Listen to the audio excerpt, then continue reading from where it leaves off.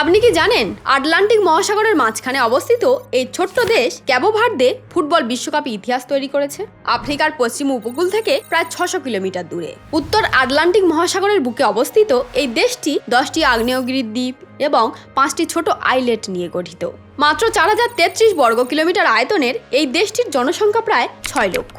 এই দেশের সবচেয়ে গুরুত্বপূর্ণ দ্বীপ হলো সান্তিয়াগো এবং এখানে দেশের রাজধানী প্রাইয়া অবস্থিত এবং দেশের প্রায় অর্ধেক জনগণ এখানেই বসবাস করে। তবে এই দেশের ইতিহাস আরো চমকপ্রদ। 1460 সালের আগে এই দ্বীপগুলো সম্পূর্ণ জনমানবহীন ছিল। 1462 সালে পর্তুগিজরা এখানে এসে উপনিবেশ স্থাপন করে এবং এর কৌশলগত অবস্থানের কারণে এটি ইউরোপ, আফ্রিকা ও আমেরিকার মধ্যে একটি গুরুত্বপূর্ণ বাণিজ্যিক কেন্দ্রে পরিণত হয়। পর্তুগিজরা আফ্রিকার মূল ভূখণ্ড, বিশেষ করে বর্তমানে গিনি, সেনেগাল থেকে বহু আফ্রিকান মানুষকে দাস হিসাবে এখানে নিয়ে আসে। ধীরে ধীরে ইউরোপীয় ও আফ্রিকান সংস্কৃতির মিশ্রণে গড়ে ওঠে বর্তমান কেপ ভার্দিয়ান জাতিসত্তা। প্রায় 500 বছর পর্তুগালের শাসনে থাকার পর অবশেষে 1975 সালের 5ই জুলাই ক্যাবো ভার্দে স্বাধীনতা লাভ করে।